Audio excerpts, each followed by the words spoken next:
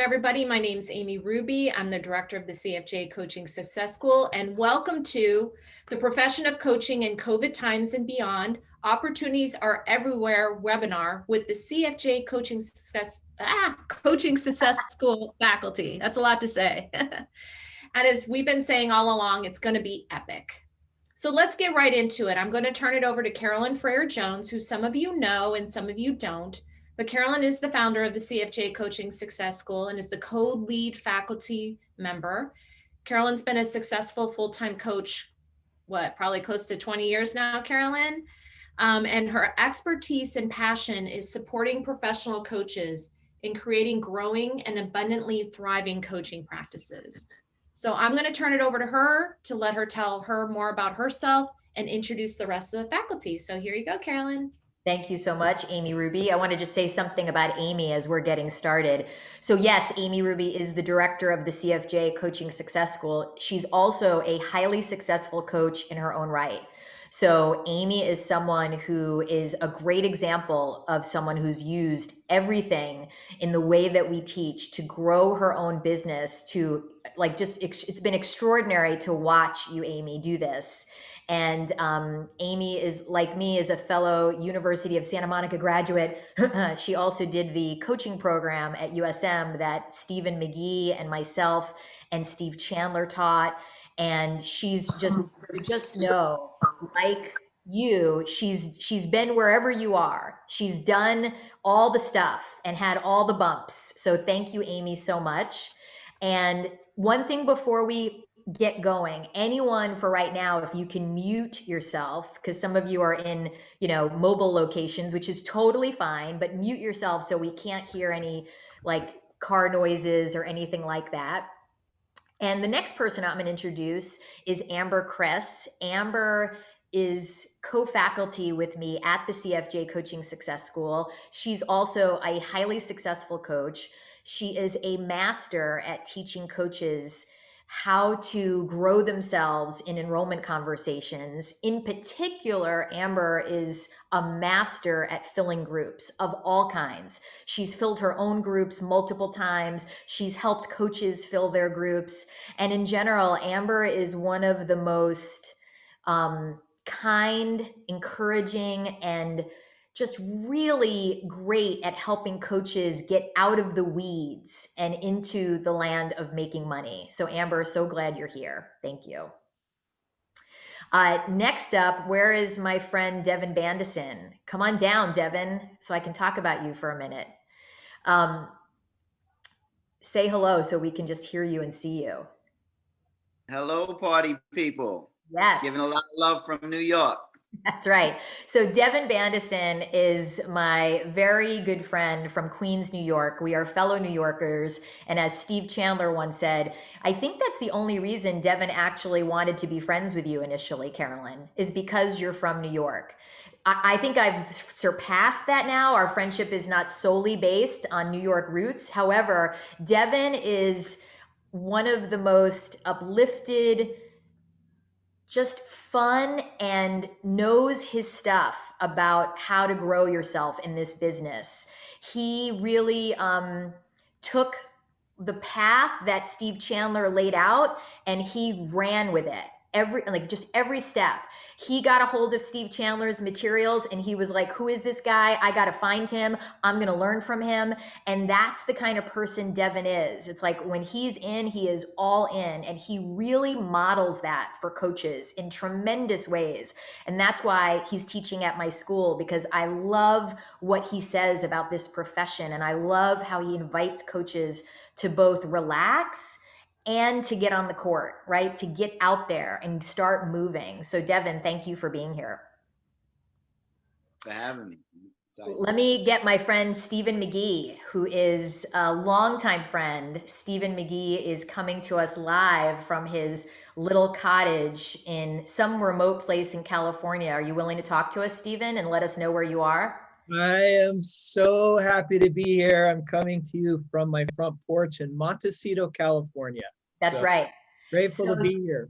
So glad you're here, Stephen. So Stephen and I met right before we were both going to teach at the University of Santa Monica and lead the coaching program that we taught there. And Stephen came on board right after my business partner and best friend, Michelle Bauman, received her second diagnosis for breast cancer.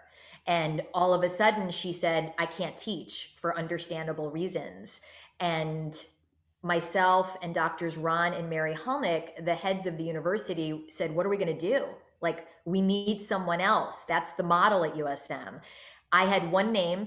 I did not know Stephen personally. I was like, I know Stephen McGee is like a really successful coach. I know he's connected to Steve Chandler. What about him? I know he's a grad. And Ron and Mary said, that's the only name we have. I called Steve Chandler and he's like, he's your guy. If he's available, he's your guy. So that's Stephen McGee. They called him. He said, I'm checking my calendar, and he was in. And Stephen's first words to me when we were on a call together, before we started getting into what we were going to teach, was, how are you doing? How are you doing about your friend? And that cemented him for me as a friend in my life, as a person I really just cared about, and who showed up for me in amazing ways at a really difficult time. So thank you, Stephen, for being here. All right. Do we have Steve Chandler with us? Is he here? Yeah, I'm here. Yes. Phew, you made it. Yeah.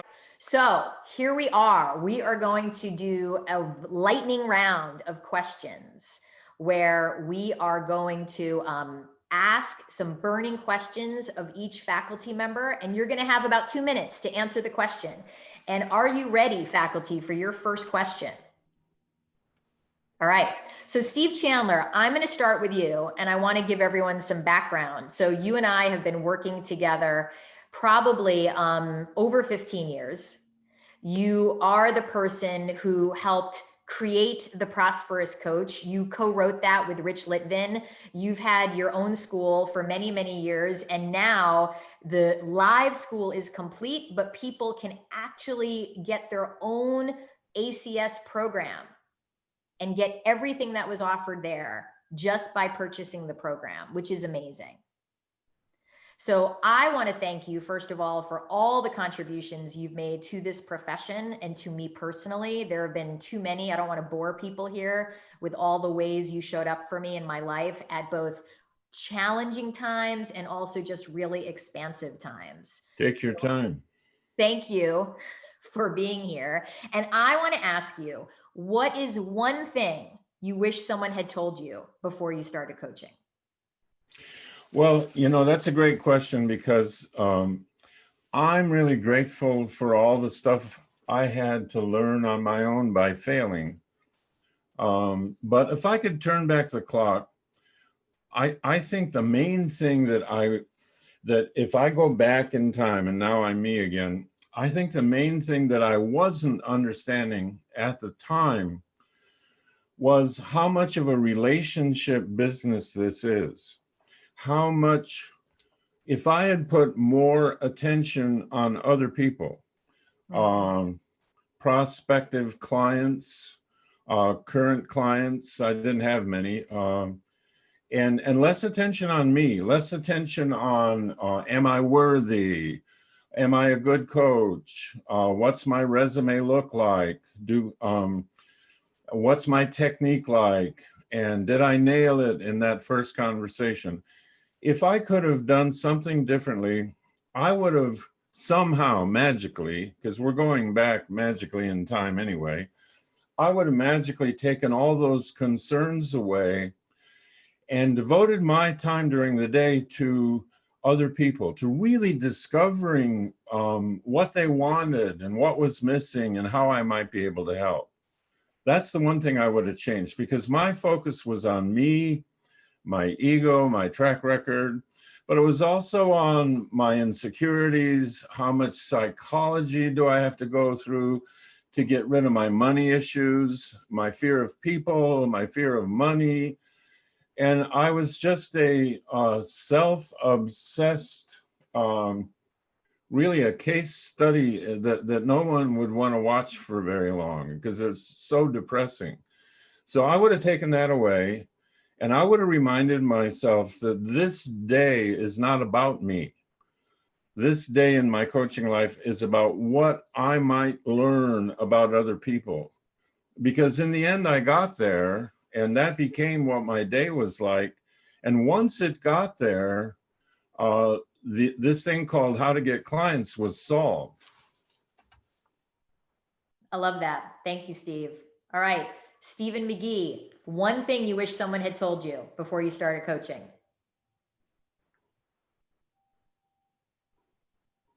There we go. I found my mute button. I wish someone would have told me that. And I kind of mean that. Like I talked too much. I wish someone would have told me that impressing a potential client is not what this is about, and that it was really about relationship and relating and being open and vulnerable about who I am as a person in a way that another could feel like there was a relationship happening. The other piece is this is a simple business. This isn't a complicated business. There's not a need to have a big office or a sales force or the perfect website or the one pager or the big social media infrastructure and all of those things. That's one of the things I love about professional coaching is it can be simple. And at a time like this on the planet, simplicity is very powerful. So I agree with what Steve Chandler said in that I'm glad I went through all that. Like I wouldn't take it away because it deepened me and had me become more familiar with the simplicity of things. And it would have been nice if someone would have told me one final point. If they would have, I wouldn't have heard them because I was so like in my own mind thinking up and conjuring up that I knew. I wish I'd have been a better listener. Yeah. Amen. I hear you on that, Stephen.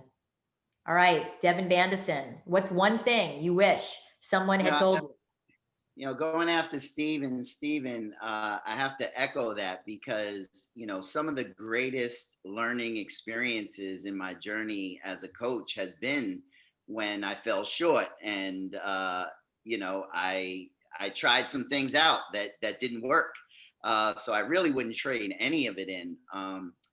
Few things I would say to my youngest self when I started was get started. What are you waiting for? Have fun. And keep it simple, like Stephen said. Like we complicate it, looking for, like he said, the ideal space or the ideal client, and really just keep it simple. It's not, you don't need 10 clients, you don't need 4 organizations, you don't need 7 keynotes, you just need one. And you need the one person in front of you. That as a relationship business, as Steve said, it's the person in front of you. And if you just keep it simple and build the relationship with the person in front of you, one relationship at a time, you'll look back and be amazed at what you can grow as part of your business. So that's what I would say to myself. Thank you, Devin. I love that. Amber. In addition to, I love actually Stephen McGee when you said if someone had told me this, I wouldn't have been able to hear it, because I had someone tell me this and I still wasn't able to hear it, and that someone was Michelle Bauman.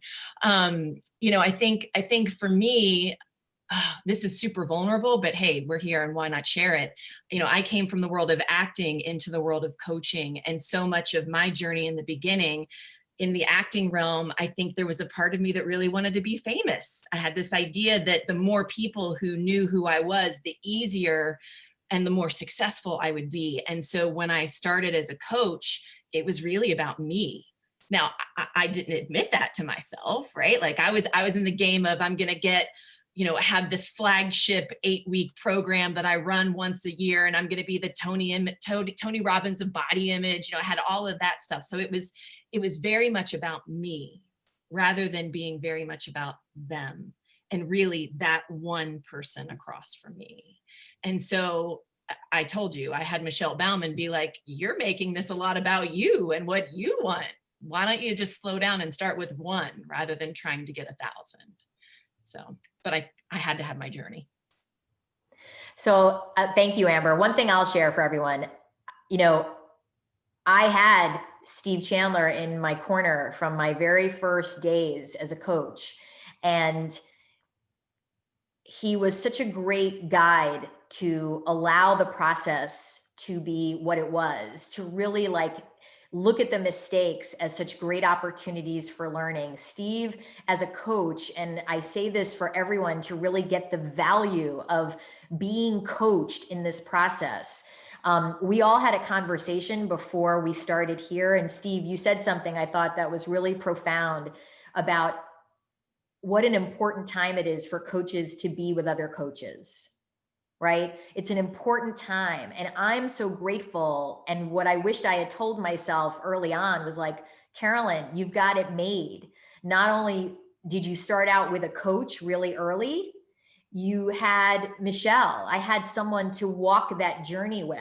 And I didn't really realize the value of that until Michelle was gone. I didn't really realize how solo business this can feel like, right? How much it can feel like we're in our own little bubble by ourselves. And that's where this kind of gathering and being with a coach and having a coach or being in a school makes such a tremendous difference. So I wished I'd said to myself, hey, relax. You've got this, right? Like it's not going to change that there's going to be mistakes and there's going to be messy, but you've set yourself up so well. I didn't really get that. I spent a lot of time thinking there were other things I should be doing, and I didn't have to. So that's my answer to that burning question. I'm going to give you guys another one. Wait, I'm just going to pause real quick. I just want to make an update because some of you are emailing or writing me in the chat. Because you've been amazing, right? You've shared this event with your friends. And if you're getting texts and emails that are like, I can't get in, please like apologize. We are working on it. You can let them know what's occurred here. And I'm just giving you an update that we are still looking at it. If something changes, we'll let you know when it opens back up and more people can come in. And we will figure it out. We will make it up to the people who are not able to get in. We're so sorry that Zoom, unfortunately, did not deliver on their promise of upgrading our room. So we will be having some conversations with Mr. or Ms. Zoom about their serving of us. And coaching clients. Zoom is now potential coaching clients. That's right. That's right. Somebody could really help Zoom. There's somebody out there who can really help Zoom. So the pandemic, let's talk about it, because that's why a lot of people are here. Steve Chandler, what's the best thing about the pandemic for coaches that they may not be seeing?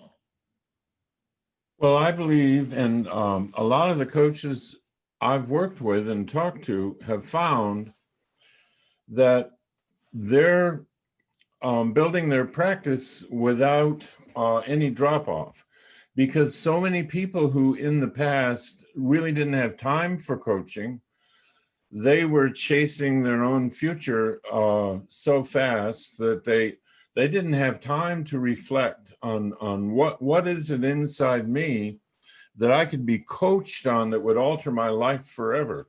Those thoughts never occurred because they were running to the next opportunity and running to the next airport. And these are really deeply reflective times for everybody. People have had a chance to turn within and find out for themselves, what do I really want when the world opens again? Am I going to be doing what I really want to do? Am I going to have the life I want? It's time to really look at that. And so during this pandemic, almost every coach that I interact with has had an upturn in getting clients and building their practice and helping people, because people have the time to do it. I know sales of things like master classes and things you can take online, all kinds of self-improvement things online that you can buy.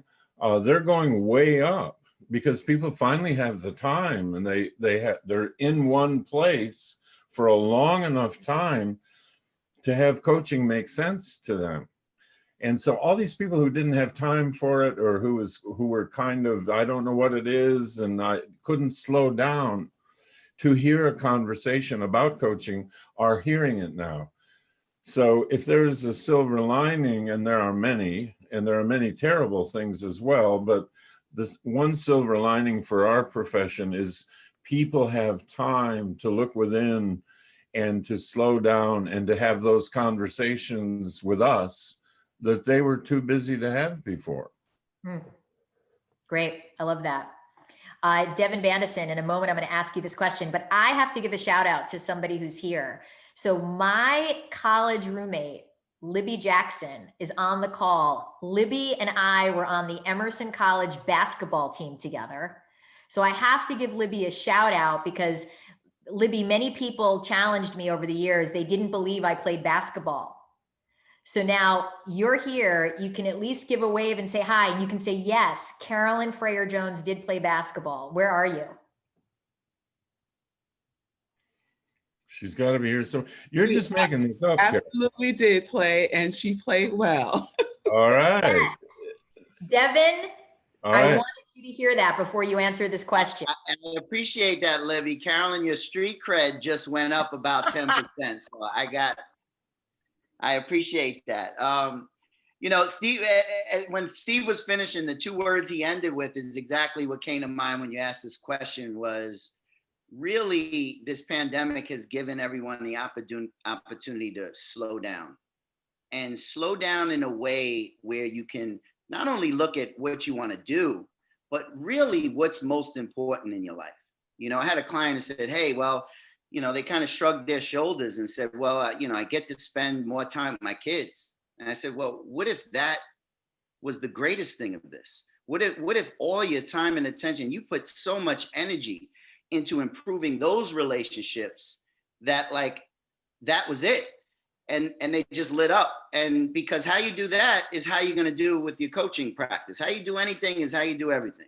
So for me, it's like slowing down in this pandemic has allowed us to really look at what's most important. And the beauty about this profession is that you can create your business. You know, you could create your life based on how you want to run your business. You know, like there's certain hours of the day that I work, and I want to have time for pizza night with my son, or I want to have time to coach his games. So to really focus during this pandemic on what's most important, slowing down in order to kind of upgrade your next steps, to me, has been a real gift in this, because most people went before the pandemic were falling into the I'm busy thing. You know, I'm busy. Or they say, you know, Devin, my family's most important to me. But I'd ask him to show me their calendar, and it looked like, based on their calendar, the family was like the fifth most important thing. So it gives us an opportunity to slow down and really prioritize what's most important for both our lives, but and also our business. Because if we can focus on what's most important and what lights us up, what brings us up the ladder, as Steve says, like my children, my family, that will translate into being of more service to your clients. That'll translate into being a better coach. The happier, the more joyful, the more uplifted you are in your daily life, the better you'll be with others in service and coaching. Awesome. Stephen McGee, what do you see in the pandemic for coaches right now?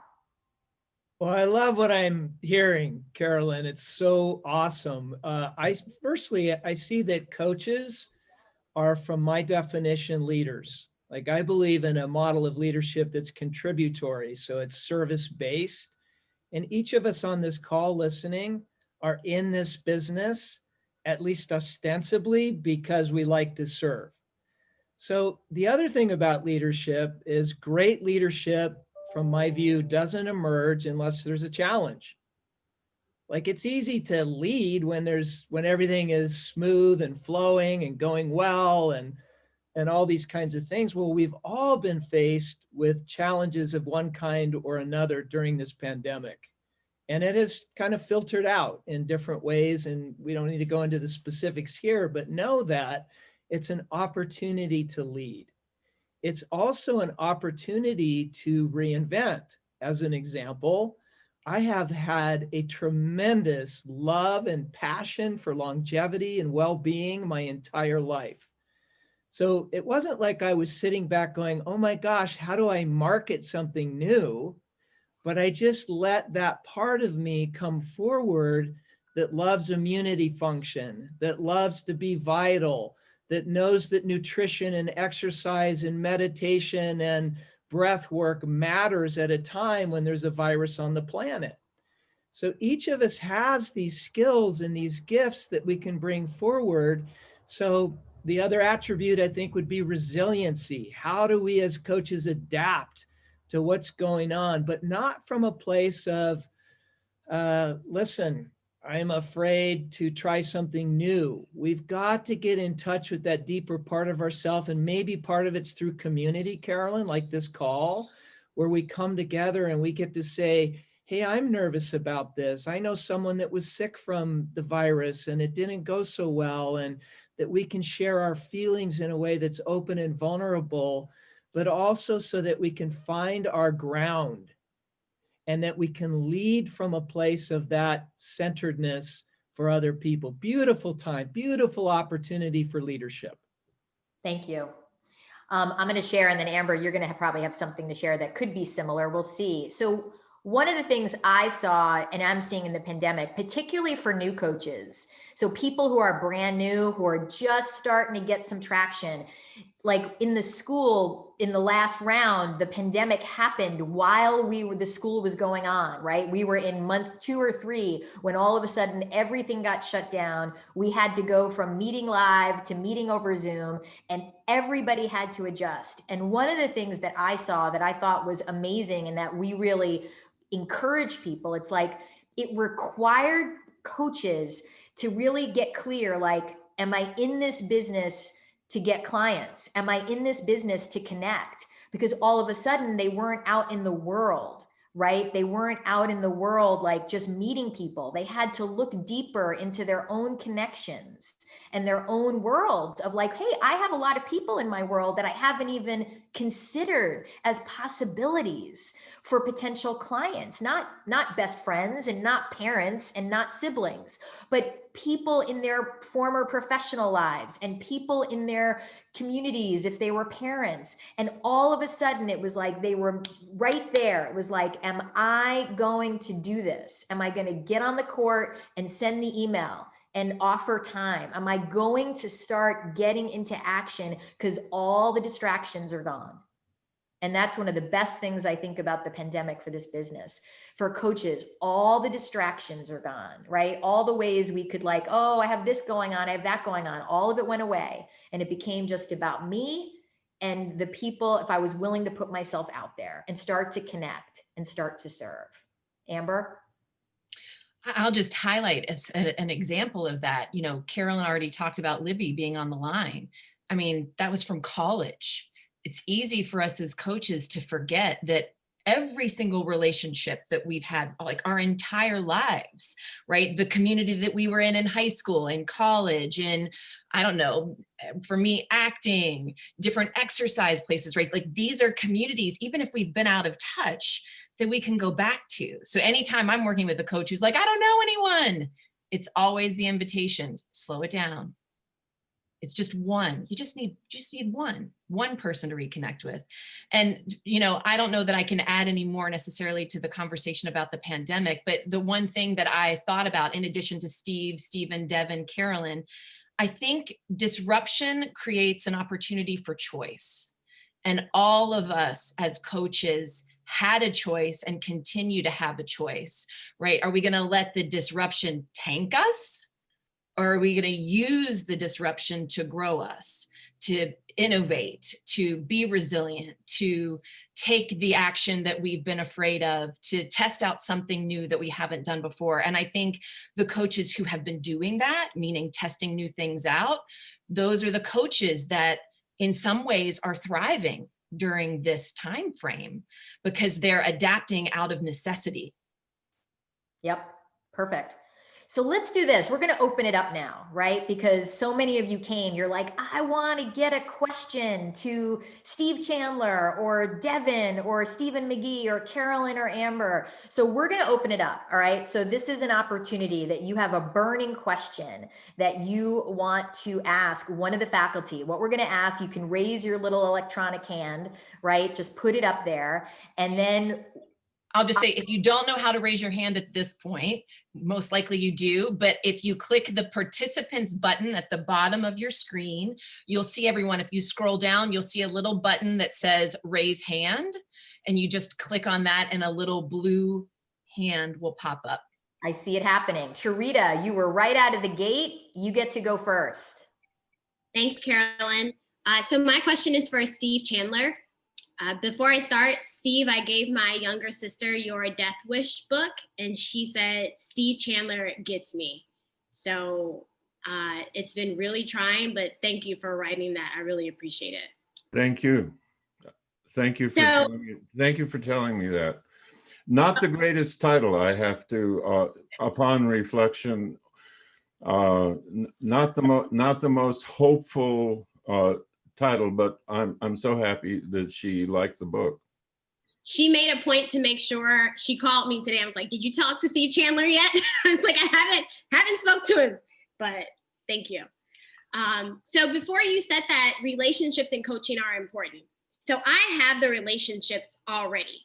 I'm trying to figure out how to operationalize that. So I have run 2 coaching groups through my program, Bold Leadership for Women. And so far, about 30 women have gone through. Half of those women came from corporations where either I enrolled them directly or I spoke to a managing partner, a CEO, an executive, and then they nominated women to coach, and then I enrolled them from there. Next year, I want to do the same thing, but I would like to have those corporations say, all right, we want to invest 2 people into Rita's program. So how do I start to create more structure around that part? And that maybe 10 companies send me 2 women for my program, and I can use that as a stronger feeder. Well, first of all, are you asking me, Tarita? Yes. Oh, I would make sure that the most important part is to have time on your calendar devoted to that project, even if you don't know the how to yet, exactly what I'm going to do. You can call it something like leverage among leaders for my program. So I want leaders to have 2. And then you see that tomorrow you have an hour for that. You don't have to know exactly what you're going to do to start putting that in your calendar as an operational project, because your creativity will come forward. You'll try stuff. You'll talk to other coaches who have done things like that. I had a program I did like that. And if I don't want to go into it for a long time, but if you want to contact me by email, I'll tell you how I did it. And that'll be one idea, not the right idea. But there are a lot of ideas for doing that. But the thing that people leave out, they have something they want to do, make a program, make cultivation of clients from leaders operational, but they forget to have it in their calendar. They forget a really important part of creativity, the most important part, time and attention. Time and attention that I am going to commit to devote to having this become really operational for me, have it be leveraged, have it be more and more effective as I go, so I don't waste a lot of time spinning my wheels. And I can tell you how I did it offline, because it's kind of takes a while. I don't want to take everybody's time, but I think that's the main thing. Make sure you give your time and attention to your project. All right. Thank you. You're welcome. Thanks, Tarita. All right, let's go with Erin Berube, and then we're going to go to Carol and Angelos. Hi. Can you hear me okay? Yep. Who do you want to ask, Erin? Oh gosh, so many choices. I'll ask Stephen McGee because he hasn't been asked one yet. So my question is and just to give some context, I'm new to the CFJ school. This is my first year going through it, and so I'm practicing all the enrollment conversations. And recently I've been getting so excited that I've been jumping the gun at, like, let's get time on the calendar. Like, I know we're talking for the first time in the last 15 years, but let's get together right now, right? And immediately I see them getting scared and backing down, right? What are your thoughts on how to come back from that? Is there a way to do it, or do you just have to sort of let it go and try again with another one? Well, firstly, thank you for asking me a question. I was getting lonely, and I appreciate your sensitivity. And actually, this is a good reminder for me, Erin. So I believe in being deliberate with my calendar. So I believe in having things on my calendar that I'm very mindful about what I put on there. But second to that, in answering your question more specifically, I also love to have a lot of free time and space. So in terms of talking with people that might be afraid to have an enrollment conversation, is that the essence of your question, Erin? Yeah, when you're starting out and you get really excited, you might, like, for me, I'm jumping the gun a little bit where I could be spending more time building the relationship and making it more natural, right? But instead I just get really excited. I know I can serve them, and then it just breaks down. So how do you kind of come back from that? Well, just exactly, you just coached yourself. So natural, authentic, be relaxed.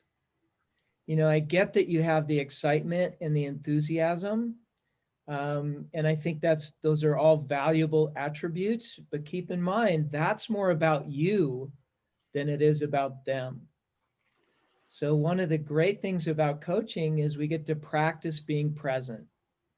And present is just being present with what a person needs. So if they don't need that extra dose of enthusiasm and excitement because you have it, I'm going to switch gears a little bit, but the real way of answering this is don't use a floodlight when all is necessary is a pen light.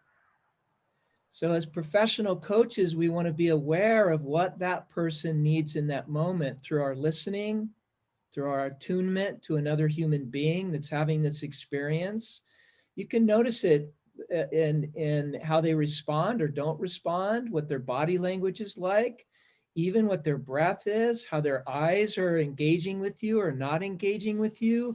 And then it's about serving that. It's about serving them from that place rather than that excitement. Now, I'll tell you this. Before I was a professional coach, I spoke all over the world. I did 100 keynotes a year.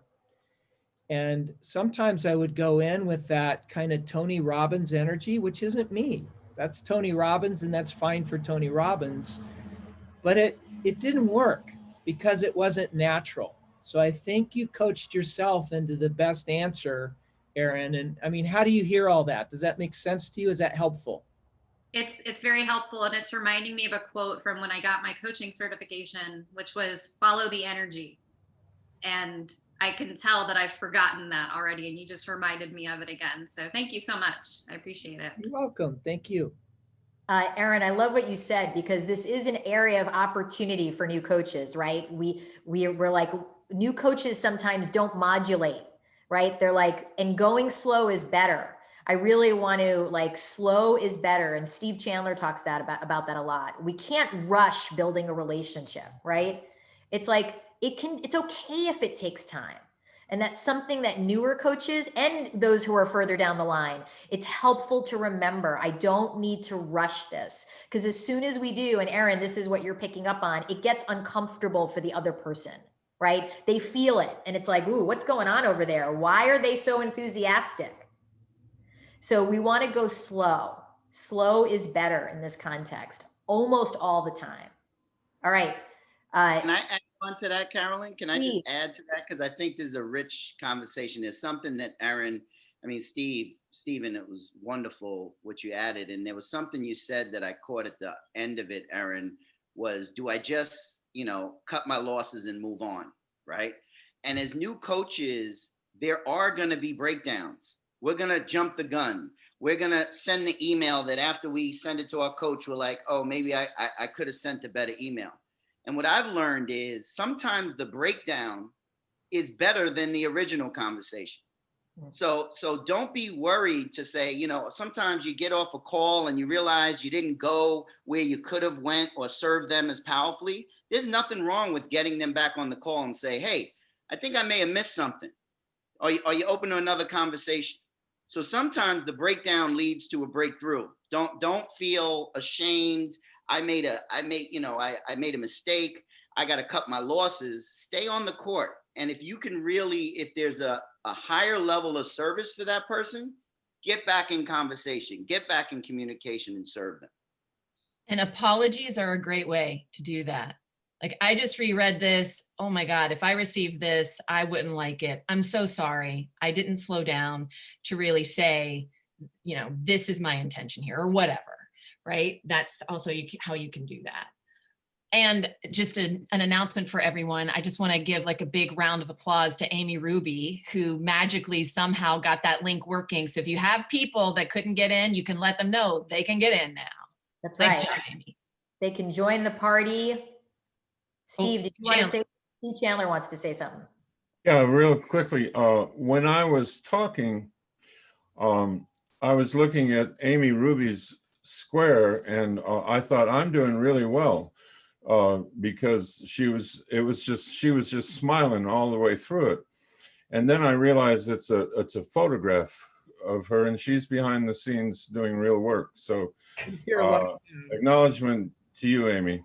Thank you. You didn't want to see my face at the time, but it's working, people. It's working. Excellent. Amy, nice work. Carolyn, one other little piece on this one is I don't feel like it's our job as coaches to bring inspiration to another human being. They have their own. It's our job to bring it out. And when that happens, the needle moves, there's transformation, and people know it. And they do want to spend time with an individual. I believe most people want to spend time with an individual that brings that out of them rather than bringing it to them. And there's a big difference there, and there's a lot of nuance in that too, Aaron. Beautiful. Thank you, Stephen. All right, Carol and then Angelos. Hi.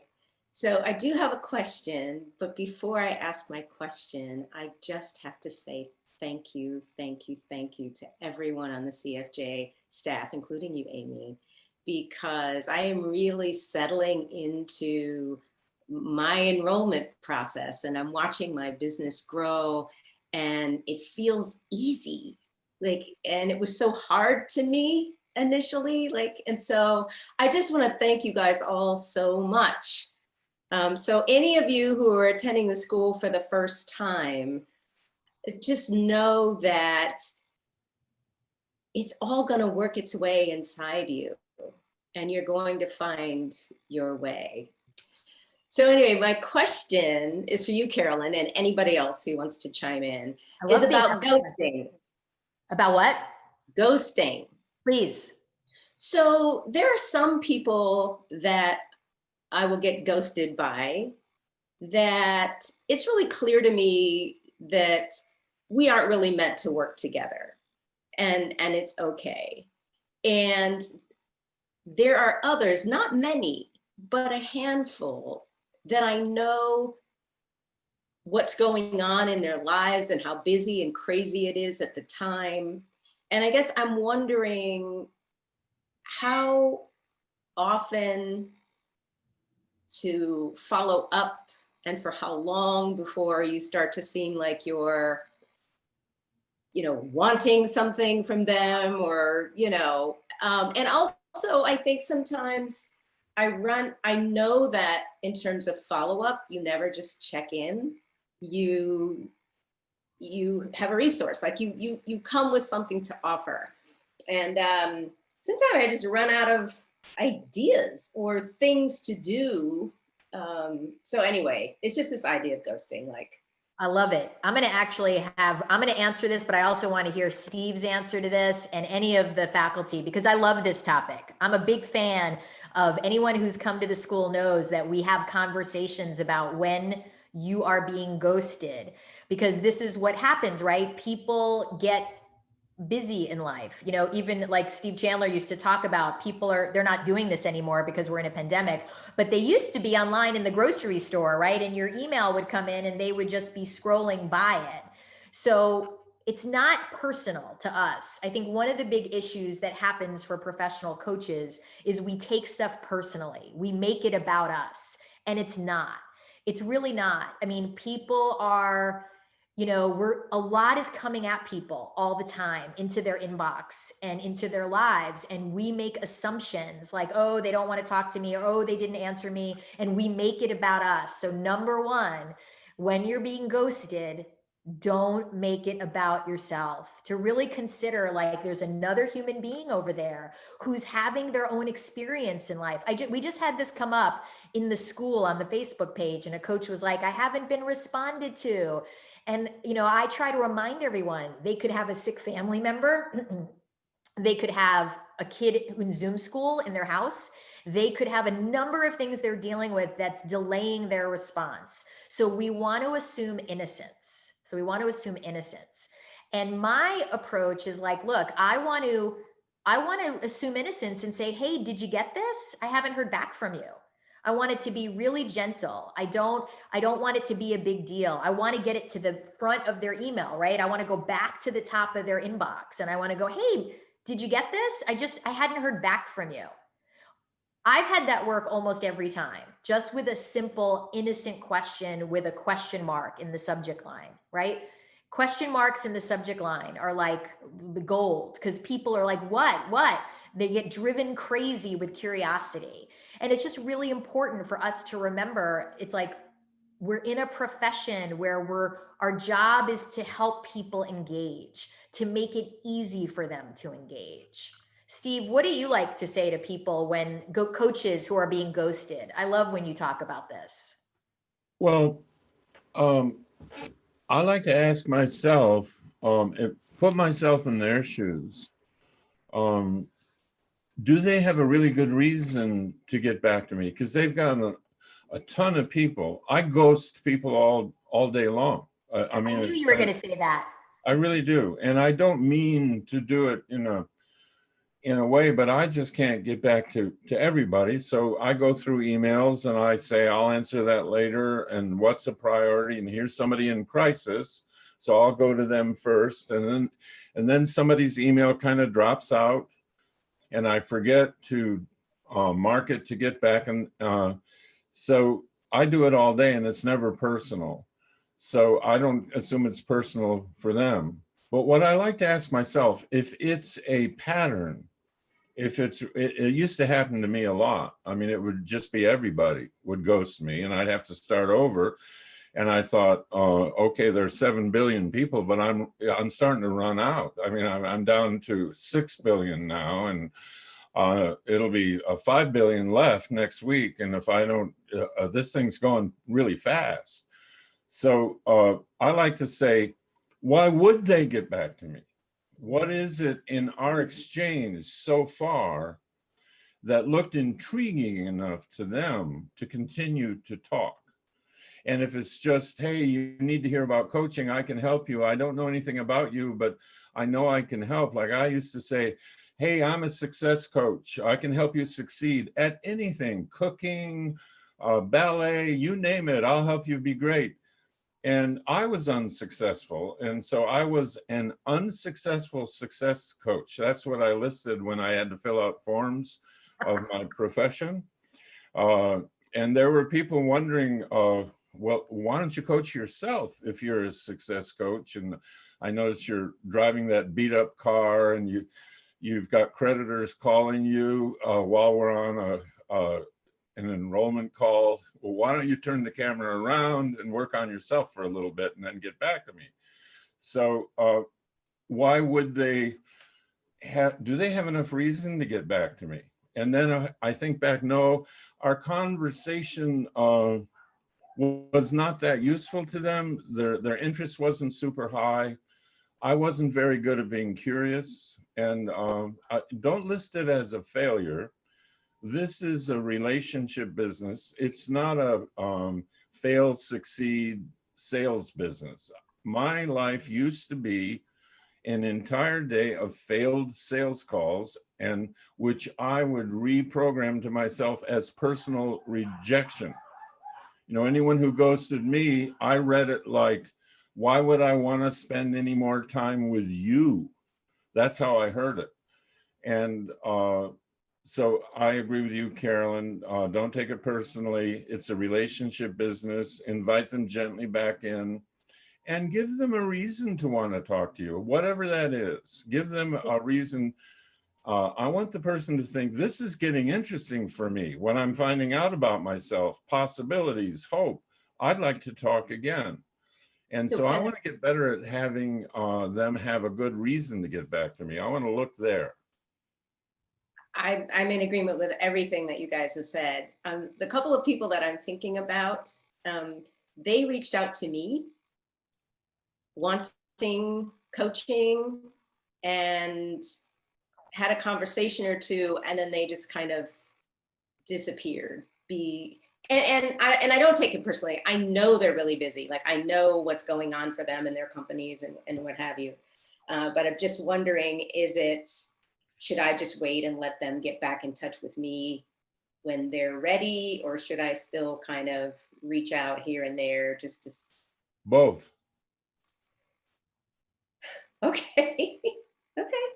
I hear that. To me, Carol, there's like a difference between intention and method. And I think a lot of coaches want to know, what's the method? Well, it's different all the time. But get real clear on the intention to serve and to care and to get curious and to be interested in them. And I don't know, over 25 years of coaching people, I don't think there have been two the same that have ever gone the same way. You know, I've signed people, I've had enrollment conversations with people that I never heard from for 2 years, and then they sent me an email or a text and said, I'm ready to go. You know, it's just, I think, but having fun with the creativity of it and getting super, super, super clear on intention. I feel like a lot of coaches think they're clear on intention when really they're more attached to what's the method. Having coached other coaches at times, I sometimes get emails like, should I send A, B, or C email back because I haven't heard from them? And that is just overthinking it, because now as a coach, I'm in a place where it's more about what's my email that I'm going to send than caring about what that other person might need. And you'll know, trust yourself, trust what comes forward for you. For me, it's almost always the first thing that comes into my consciousness, like to email right back or to wait. I just trust it. And it doesn't always work out, but it always works out because it works out the way it's supposed to. Got it. Thank you. I want to say something. So we have a bunch of people who were able to come on. So first of all, we're so sorry that Zoom was somehow, there was some error on their end, even though we had the capacity, there was some technical difficulty. So if you're here and you got in, we're so glad you're here. We're so sorry that there was some issue going on Zoom's end. We're going to be here. I know that all the faculty are going to stay as long as they can. So we're here to serve, and whoever needs to leave, right, can leave. That's totally okay. But we are here, myself and Amber and Amy, we are here at least until, what was our end time, Amber? We were going till, let's see, we started at 11, 12:30. We're going to be here till a little after 1. So we got a lot of time. So glad everyone is here. Carol, I so appreciate that question. I want to say one thing about that. I didn't hear from someone once and I was like, hey, did you get this? And I gently went back. And then I was like, I just had this poem in mind. I was like, I'm just going to send them this poem. Now, I'm not someone, if many of you who know me, I'm not like I'm not all like, oh, I'm sending poems on my regular email list. And I just said, I'm going to do it. It came in, I was going to do it. I got such an incredible response back. The woman was like, wow, I don't even know what to say. It meant so much to her. And it was just a poem. And it wasn't like, there was no, I like what Devin talks about. There was nothing loaded. It was really just a poem of like, I'm thinking of you. So when Steven says, and Steve Chandler says, get creative, they really mean it. They really mean it. When we come up with something, Steve Chandler has sent songs to people, like just songs that he thinks are meaningful for someone, and he'll just send the song and nothing else. And it's amazing. So don't underestimate the value of your own creativity in connecting and in showing up for people. So I really want to emphasize that. And I have to emphasize one other thing Steve Chandler said. Did you hear him say, oh my gosh, I'm running out of people. There were 6 billion and now I'm down to 5 billion. What am I going to do? So I don't want anyone to miss that. There's 8 billion people on the planet. When Steve Chandler and I taught at the University of Santa Monica, he said to the class, that's a lot of clients for each of us. Like plenty. There are infinite clients, and we just only start connecting with one. All right, Angelos, let's go to your question. Thank you. And I'm so excited. I mean, this call is as you said it, Caroline. I mean, this is an epic event with all these people here. And to be honest with you, I'm nervous asking now this question. I mean, I want to say to everybody, I'm feeling this feeling kind of, excitement, a little bit of anxiety. Yeah, so I'd like to thank you all for, on this call. And I would like to ask, well, all of you, Steve, Devin, and you, Caroline, you have worked with corporate clients, you have worked with executives, and you have probably done some team coaching. And it's been 5 years since I left my job in investment banking. And I want to explore executive coaching. I want to go back to those contacts and help people in who have a 9-to-9 job, right? I mean, this executives, corporate jobs. So, do you have any tips for me as to how to reach out to these people? Like, do you reach out to an executive and then they talk to their HR department, and then this is how you can form an agreement with the HR department? Or how do you do it? Because I don't have any experience with team coaching or coaching teams in corporations, investment banks, etc. So do you have any tips for me? Yeah. Angelos, I love that question. So first of all, so everybody knows, Angelos is coming to us live from Greece, correct? Yes, that's right. That's right. Nice. So Devin, why don't you do this one? Because you have a lot of experience coaching teams and getting into this world. And thanks, Angelos. No need. I just want to, before I answer your question, want to highlight, because I feel like this is one of those owner-victim moments where Steve Chandler had like a distinction. And I just want to shout out my man, Stephen McGee, for intention versus method. I just want to just highlight and emphasize the power of that distinction. So if you missed it when he was sharing it, write that distinction down. I think it's really powerful. So Angelos, great question. The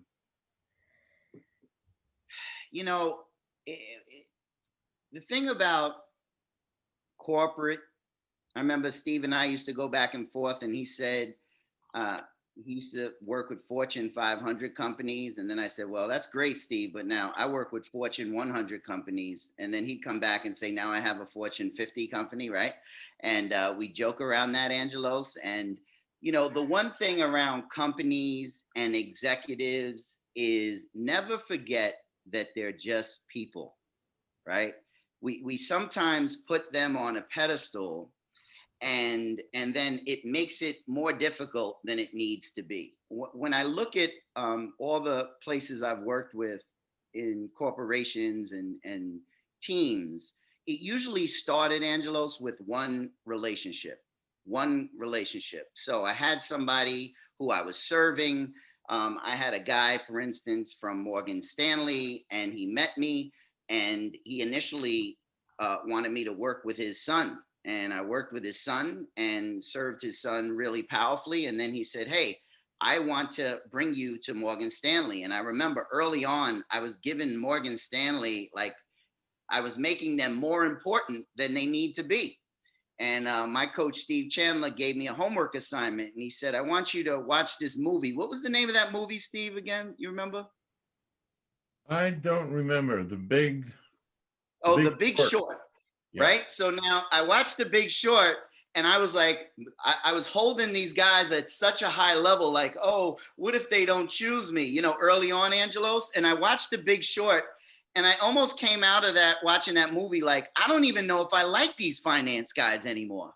But what it did was, the brilliance of that was it got them off a pedestal and allowed me to see the humanness and connect with them one-on-one. And so, the way I've worked with all my organizations, Angelos, it started with one conversation in which I serve the person who may work there. And then you'll know what's next. Then you'll know, is there someone, an HR person you want to bring in? Oftentimes, early on when I wanted to work with a company, I would tell them, "Hey, bring your HR executives together, and I have a pilot program." So I would do something like a pilot for them so they can experience me, because I knew once they had an experience of what I had to offer, there'd be new opportunities. So what I would say, Angelos, is don't put them on a pedestal. They're just the next conversation to have. And if you serve one person in the organization, there may be something that comes up where there's an invitation for something bigger. Hey, I have an idea. That team you were talking about, let's have a conversation about that. There may be a way that I can serve them. And the other thing, Angelos, that I think a lot of new coaches make mistakes with is when they go in and speak to organizations or HR departments, they go and tell them what they have, what they can offer, instead of going and saying, "Hey, and listening and getting curious and asking them, "Hey, what's your biggest struggles this year? What's the one thing that as a team that you really hadn't had an answer to in a while?" Like, ask questions, get curious. Don't be, "Hey, I'm coming here with the expert." And I think that if you do those things and cultivate the relationships, that how over time I was able to, work in a lot of organizations. So that's extremely helpful, Devin. Yeah, extremely helpful. What's most helpful, Angelos? What's most helpful about that for you?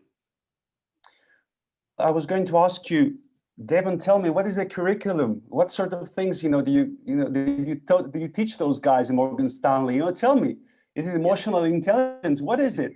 And right. You answered my question. You read my mind. That's only because I know CFJ. That's the reading the mind thing comes from being around Carolyn. But yeah, because that's Angelos. It's a normal thing, right? Like, we think we have to show them what we have instead of seeing what really would serve them and asking them. And then it takes the pressure off of you, where you can just listen. And then I've created a lot of programs. Mostly all the programs I've created were out of the conversation I had, not something that I pre-scripted.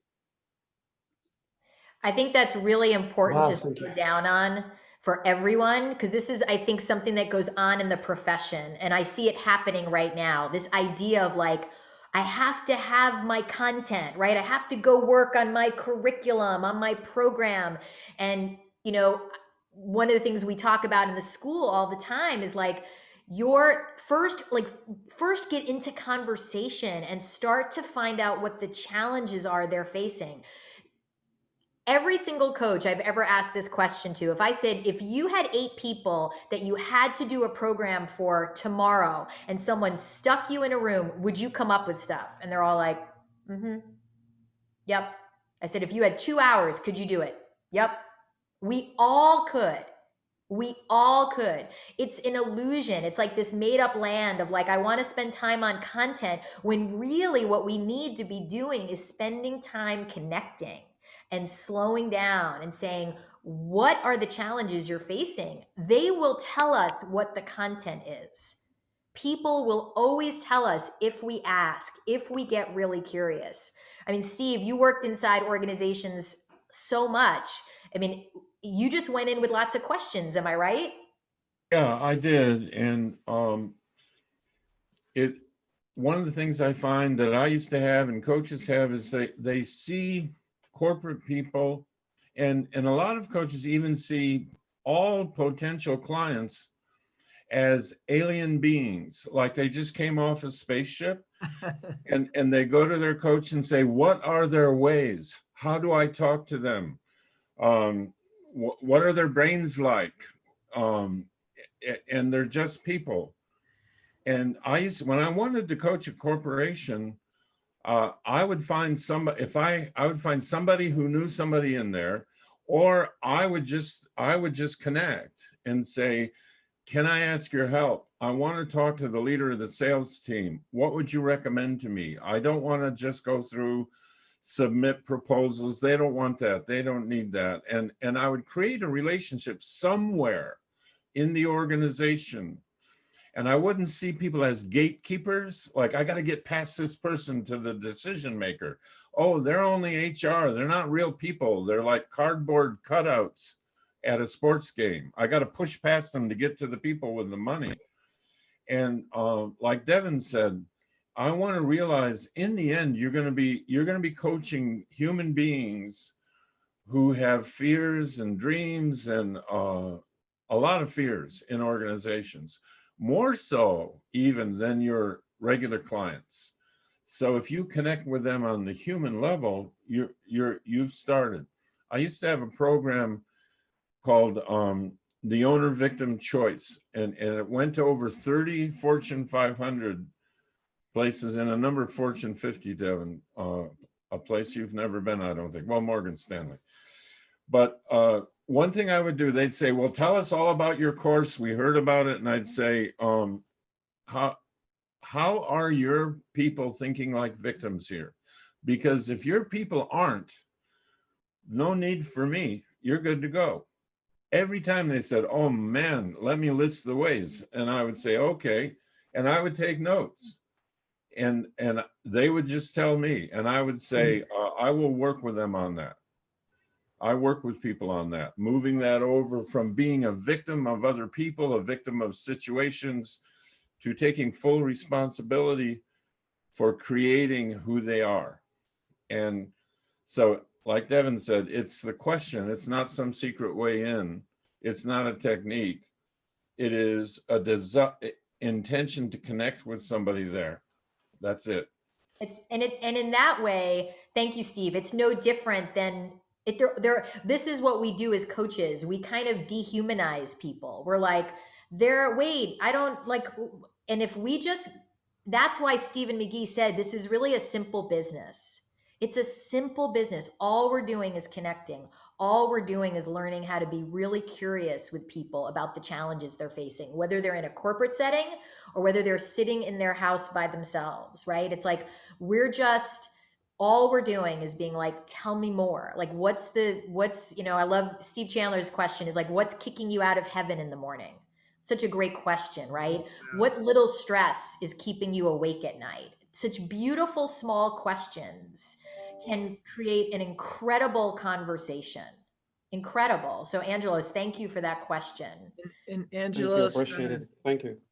Stephen, please. Nice to see you. I haven't seen you since Michael Neal's course where we met. So it's beautiful Yes, to see that's, you. that's right. Thank you. I don't want to get involved in budgets. I don't want to, start to figure out whether the HR department or the team lead has a budget for coaching and training. Here's why. Most of the time they don't. And by the way, most people that hire you individually don't sit down at the end of the year and look at their expenses and put in a coaching budget. So what does that mean for us? It means that we stay clear of that and we move more into service and enrollment. Enrollment, by my definition, is when a person's been inspired by the conversation, so much so that that executive, that father, that mother, that team lead is so moved by the conversation and the difference in the conversation that's happening for them, they go figure out where to get the money. I think some coaches can at times get involved in that process. Like, what if you moved this money from here to here and this over here? I want to stay so out of that. It is just not something I want to get involved in. So I don't get involved in it in my thinking because that's up to them. That's a clean agreement. That's a clean coaching conversation. So I don't know that that's specifically what Angelos was asking, but I do get asked that question a lot about money and budgets and such. And it's more about the enrollment conversation than it is how much money do they have for coaching. And last thing, and then I'll zip it. Don't try to figure out whether a person can afford your coaching or not. I hear that all the time. We try to measure up whether we think they drive the right car, they're in the right zip code. I've had so much transformational coaching with people that it would appear from the outside looking in, there's no way they were going to afford a coach because it meant that much to them. And as Steve Chandler has said something like this before, like we move the priority of coaching up the ladder of consciousness, which at the top, I believe, Steve, you say is service or love. Is that accurate? Yeah. So there you go. Yep. Thank you. I appreciate it. Thank you. I mean, don't get involved in people's money stories, right? And don't make them up. That's really what Steven's saying. Don't try to get in someone's bank account ever. Don't make it up before the conversation and certainly not during, right? Like it's just, I love what you said, Steven, about keep it clean, right? Let's not try to handle that for them. Our job is to create transformation in the conversation. Let's go to Bert Jansen and then Tanja.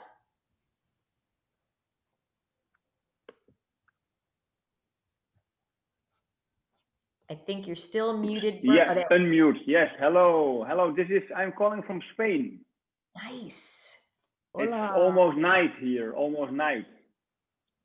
It's beautiful. I'm a very new coach. I had a company and it was all locked down in the entertainment industry. And then people call me and ask me questions about, can you help me with things? And I automatically roll in this new profession. It's incredible. And then I saw Devon and Caroline and Steve Chandler, and I bought all the books. And I read all the books, and I cannot not stop reading. It's fantastic. And 30 days ago, I had my first paid customer. And the first one had directly really transformations. It was incredible. And the question for me is, it's more technical quick question. Do you always work by Zoom or do you work by phone? Do you work 1 hour, 2 hours? How do you do that? How do you make that decision? Because now I've coached 25 conversations now, sometimes 75 minutes, sometimes 1 hour, but can I say in the conversation, I make it longer? Can I ask the client, do you want to work by phone or by Zoom? Or did I lose the power of control? It's a great, first of all, love your question, Bert, and like, bravo. You got your first paying client. That's such a huge win. And what's so amazing about that is now you've started. We don't, like, your first is your first. You don't ever have to do that again. No, and the incredible thing was she's sending me emails that there are all transformations, and I can't believe it, because I thought what did I do? Can I jump in here? Can I jump in here? So I think that there's so much gold in just who Bert is being right now. I think that the joy for the profession, as Steve Chandler and Steve pointed to earlier about the ladder of consciousness, which is like love and service. Like what I'm getting from Bert is like this love and this curiosity and this childlike joy of playing the game of life, right?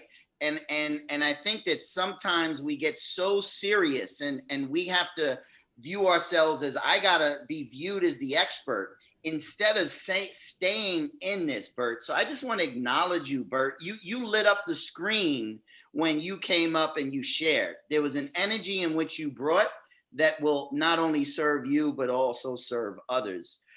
The other thing that you said is, I saw Steve Chandler's books and Devin book. I only got one book. Steve got about 73 books, right? So between Steve and I have all. Books. Right. But the other thing he's pointing to is, this to me is the greatest profession in the world because it's the only profession I know that pays you to learn more about yourself.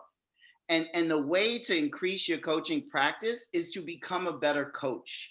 Learn about you, learn about yourself, learn about the profession, steal like an artist, right? They used to say, don't be a copycat. I always say it depends on the cat you're copying. Because whenever I became a good basketball player, I used to copy the great players until I got my own game. Eventually, I got my own voice in game. It's the same thing in this profession. Look at the people you admire. Look at the people who are doing this thing that you really like how they do, and take what they have and make it your own.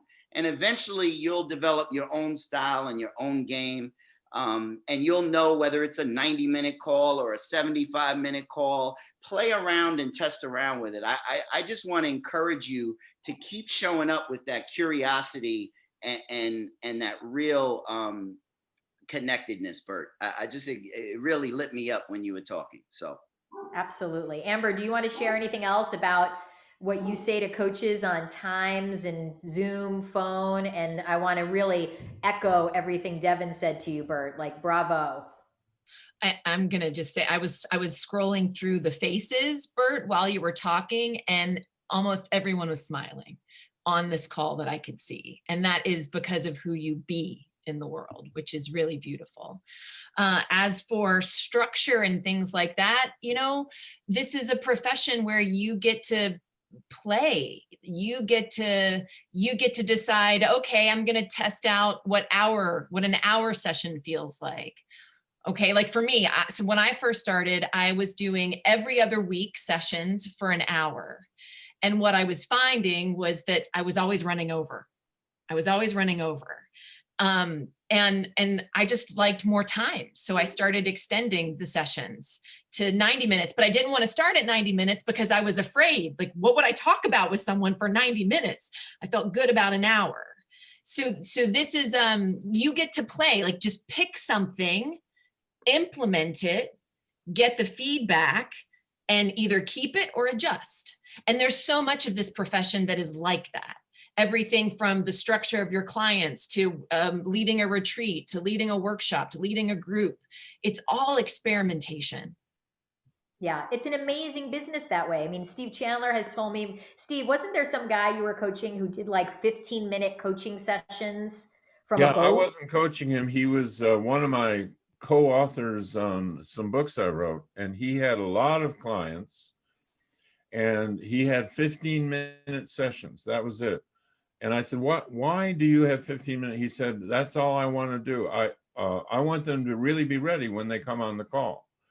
And he said, it's amazing how ready they are. They don't fool around and say, hey, how are you doing? I don't really know what I want to talk about. They say, okay, let's go. I have this problem. And he said, it's great. I love it. And he experimented with 5-minute calls. He said, 15 minutes were getting to be a drag. I was looking at my watch. I was yawning. It's too long to spend with another human being. And so he got it down to 5. And he said, I have to tell you, 5 is too short. No matter how ready they are, 5 is just a little too short. So I expanded it back to 15 so we can really explore together.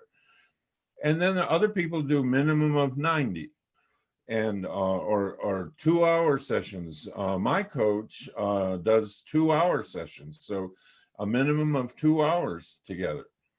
So it's just what works for you. What do you like? How does it fit? You get to create, and you can experiment, like everyone has said. Do what feels right for now, and you might want to expand, like Amber did. You might want to go, but I don't recommend 5 minutes. Good. I'm glad, Steve, that you weren't going to come out with like everyone 5-minute sessions. Yeah, what are you doing talking so long? If you got wisdom, say it and hang up. I do want to say one thing. So Bert, definitely when you are growing your practice in terms of session length and how often we all get to experiment. One thing I see new coaches doing in enrollment, which I often find doesn't work well, is there's a lot of stuff out in the world now about short discovery calls, 20-minute discovery calls, 30-minute discovery calls. That doesn't tend to lead to clients in my experience. It didn't lead to clients in my world, and it doesn't seem to help coaches create clients. So I'm not a fan of like 20 minutes. I always say to people, who's going to pay you any money after talking to you for 20 minutes? Like, especially if your fees are $1,500, $2,000. I'm like, I'm not going to spend $2,000 on someone after I talk to them for 20 minutes. Like, there has to be more time in and more rapport and more transformation. So when Steve was coaching Michelle and I at the beginning, I remember the day he said to me, and I was like, okay. He said, the longer you spend with someone, the higher the likelihood they will become your paying client. So I want to repeat that. The longer you spend with someone, the higher the likelihood that they will become your client. And he meant it. I mean, he would meet with people for 2 to 3 hours. And I heard that and I was like, I'm in. If that's going to get me paying clients, I'm in. Now, that was easy for me to be with someone for 2 hours. I didn't find that for newer coaches, it might be like, that feels like too much. Then do a 90 minutes, do an hour. We're just not advocating for 5-minute enrollment conversations or 15-minute enrollment conversations. So but I find out that I coach for free 1, 2, 3 sessions, totally free, and then in the last session I say my prices. But I love to do it. If I must coach all the world for free every time, for me no problem. I was all my life a social coach, and I see it in the books from Steve. And now I changed in the professional coaches. I send an email, who can help me, and then Maurice Bassett ask Steve. So, and then I work with Camille Samuel.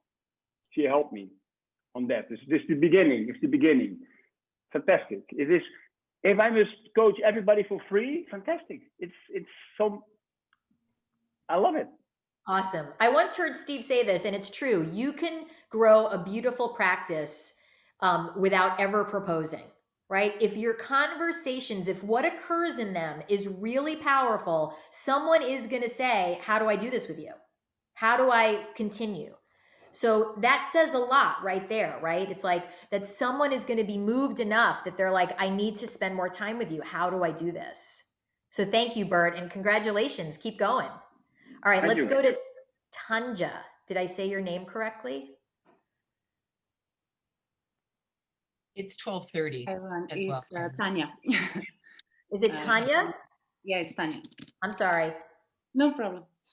Well, thank you for the work, and thank you, everyone. It was really, I mean, for me, I'm the same timing because Bert, so it's nice and inspiring. End of the working day, so beautiful. I have a question for Carolyn. And then Devin, knowing me, please add up. You'll know what I need from there. But you, in a way, I've triggered me with the video that you shared on negotiating fees. And then the question I would like to add up, and I've heard Stephen, it's about inspiring. I get it.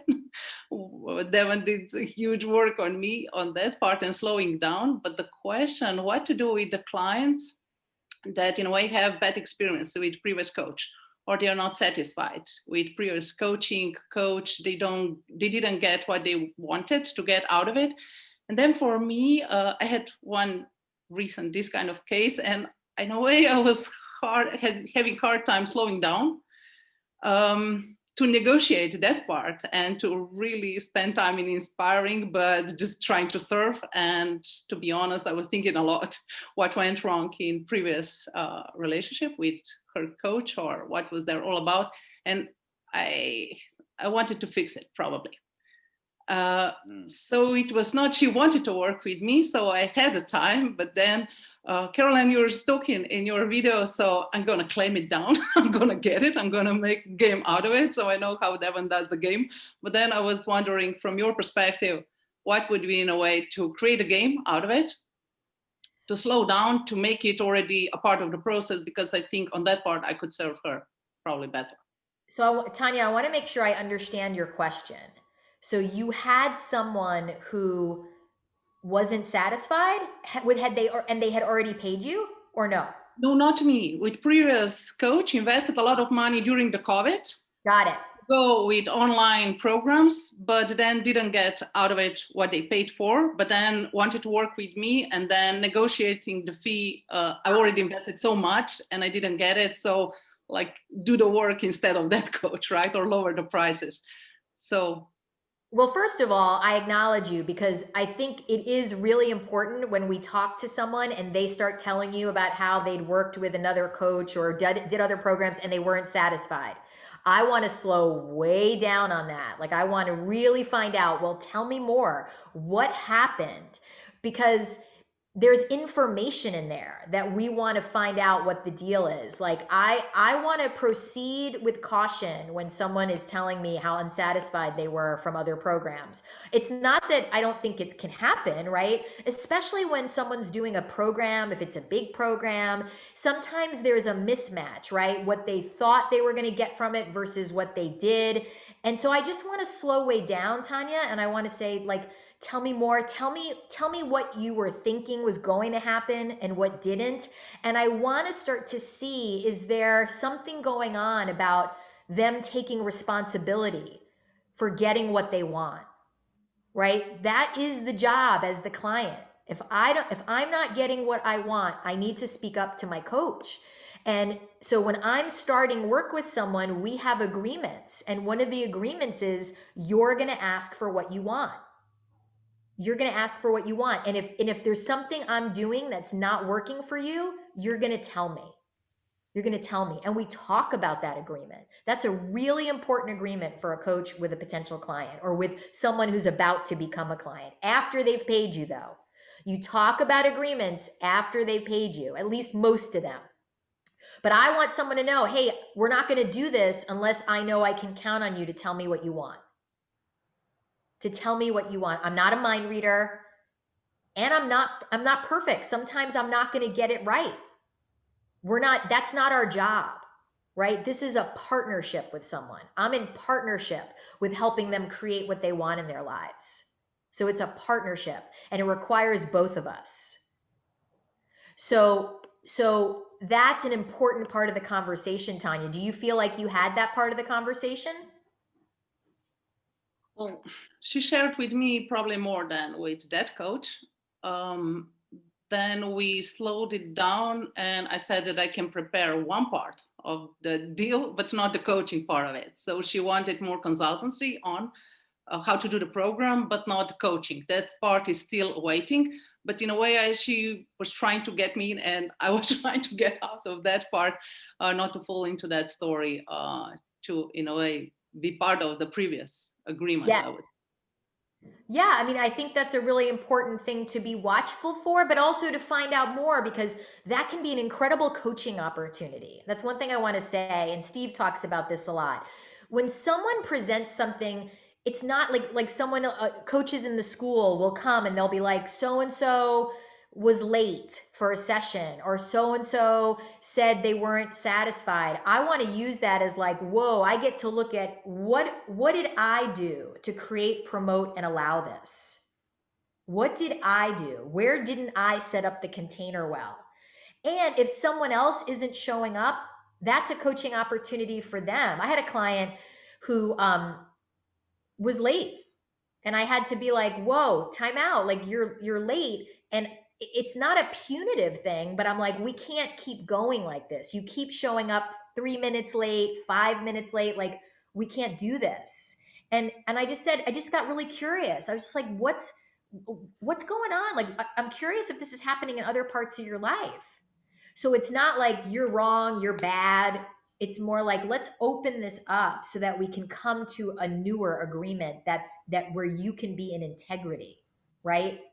And if this is the only place you're going to be in integrity in your life, I remember when Steve Chandler said that to Michelle and I, you might be the only place where they get to practice being in integrity with their word. You might be the only place where they learn how to keep their word to themselves and others. So it's an amazing thing, Tanya, to help someone figure out what happened and to course correct. Is that helpful? I so appreciate the question. No, it's good. I'm glad also that you didn't get her down. Yeah. No, joking. Seeing your video, it was more intense. So I was looking forward to get this kind of answer. So great. Thank you. Okay, good. So I want to, Amber should still be here. I want to give everyone a time check, right? Because we had people join late, and then it got a little bit like we're anyone who has to leave, please know that, like, please, we don't want to like hold you over our agreed time. And that includes Steve Chandler, Stephen McGee, Devin Bandison. Amber and I and Amy are going to be here till like 1:10, 1:15 to just answer more questions, whether it's about specific coaching questions or the school. And obviously, faculty, if you're able to stay and want to stay, we would love to have you. And I'm just sensitive to, given our timing, we want to be respectful of where people are at. But we are here. Like, the after party has begun, just so everybody knows. We're now an after party. That's the after party. Oh, he's signing off. He's hitting the road. Steve Chandler, thank you. Steve Chandler. I have like 5 minutes and then I got to go. All right. Let's do this. All right. Thank you, Steve Chandler. Love you. Thanks, all right. Let's do Nuria and then Kyle. Hello. Hello, everyone. Hi. Thank you for the opportunity. Thank you for being here. I'm going to be quick. I just want to see if you could give me some perspective on the difference between being a doer and being a feeler. It's the distinction that Steve Chandler introduced, and I know Stephen McGee also works with the doing, and it's something that I struggle, and a lot of my clients also struggle. All right. Who wants to answer that? Amber, do you want to, Stephen? Can you repeat? So I'll clarify. Nuria, is that how you say your name? Nuria? Yes, thank you. Thank you.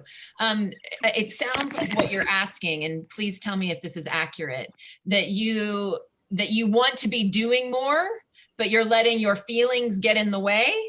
Yes, the difference between being a doer and being a feeler. And Devin and Stephen, like, you guys are really the guests. I know you got 5 minutes, so I want to defer to my man Stephen if he got 5 minutes, and then I got something after. Devin, you are a brother. I'll say goodbye to you right now. It's great to see you. You know, I've been practicing this beautiful question a lot since we went into COVID, because I'm slowed down too. And some people would say, how could you slow down more than you were slowed down? And I go, it's working. I'm so slowed down because of the quietude that I have had in the last few months. Now, therein lies the answer. So I'm more attuned to spirit. I'm a very spiritual person. So when I do my meditation, or I'm in the middle of the day and I feel angst or anxiety, anxiousness, I slow down, I take some deep breaths, and I get tuned in to my intuition, to spirit, to God, whatever you want to call it. And then I listen. And when I hear something that's clear, I go do it. I don't question it. I don't think if I have to understand it. I don't journal about it. I do it. So a more practical example. I come out of meditation, or I'm in meditation, and I get call Carolyn and Devin and discuss blah, blah, blah. I would do that within the next 5 minutes. That's, to me, the integration of feeling, attunement, and doing. And it's the grace plan for me. So I don't have a strategic plan like I used to. That's my plan, and that works for me. And I know it might sound super woo-woo to some people, but it's really worked for me in terms of my business and growth of my business. So there we go. And I want to stick around for a minute if I can hear some of what Devin has to add to that, and then I'll leave. And guys, love you all. Thank you so much. So good to see each and every one of your smiling faces. Bless you all. Thank you. Yeah, I appreciate what Stephen said. And for me, I love sports. I played college ball. And, to me, when that alignment comes in, often in coaching for me, it's what I call like a feel for the game, right? There's an inner wisdom that emerges where you get a feel from the game. Now, I didn't always have the feel for the game. That's where my own work came in. This is where my practice with clients came in. So in the beginning, it was like, what was practical? What can I apply here that's practical? And oftentimes we associate, for me, when I'm not feeling like doing something, we often think that, like, I don't feel like doing this work at 9 a.m. before my call. And sometimes that's just the feeling comes from a belief, a thought first, right? So we're giving sometimes our thoughts too much precedence, right? Like, I don't feel like getting on my Peloton bike. Well, if I just base my life on not how I felt, I would never get on my Peloton bike. I would probably be 250 pounds, right? So what you're feeling and who you're being don't necessarily have to go hand in hand when you don't have the feel for the game. So I cannot feel like showing up from work today, but I can do it anyway. I can show up for work anyway. So Nuria, but there's two different things here for me, two different levels. There's that level of what Stephen's talking about. As we get a feel for a game, a connection, things become very clear. But I remember in the beginning as a new coach, the things weren't so clear. I was very hesitant in many things. So the practical way when I wasn't clear was to say, hey, what's the highest level of service that I can do for myself, my clients, and my business today? And let that lead me rather than my feelings. Because there's a lot of times I don't feel like waking up and doing my morning routine. I do it anyway. I practice courage, right? And sometimes we have a feeling of we're afraid. I'm afraid to have this conversation. And one of the best definitions of courage that I've learned is do it afraid. So no matter how you're feeling, I'm feeling afraid, I'm going to do it afraid.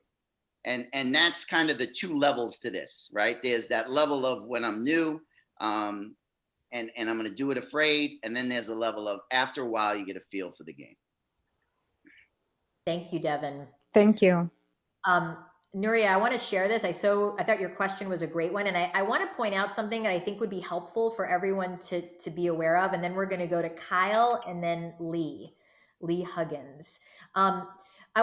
So just so everyone knows, all of the faculty and myself and Amy Ruby, all the coaches that I know that are really and truly consistently successful, when they say their lives and businesses are simple, they really mean it. Like, none of the people who are on this call, no one's got a 5-year strategic plan.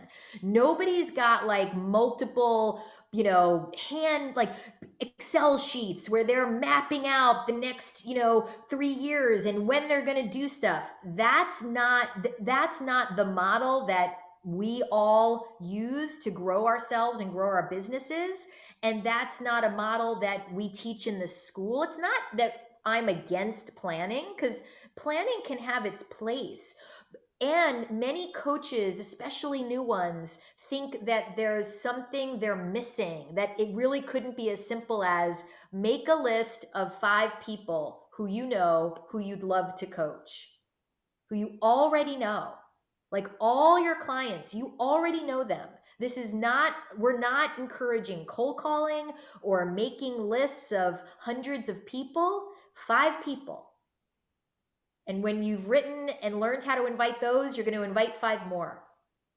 And that's still the way I do my business. That's still the way Devin does his business. And Amber and Stephen McGee and Steve Chandler. None of them are like, I'm going to, do a massive thing where I'm going to reach 8 million people. None of us have grown ourselves like that. I really want to be a voice for simplicity and what Devin is talking about, Nuria. He shows up every day, regardless, right? He's like, I'm showing up. My feelings do not dictate my behavior.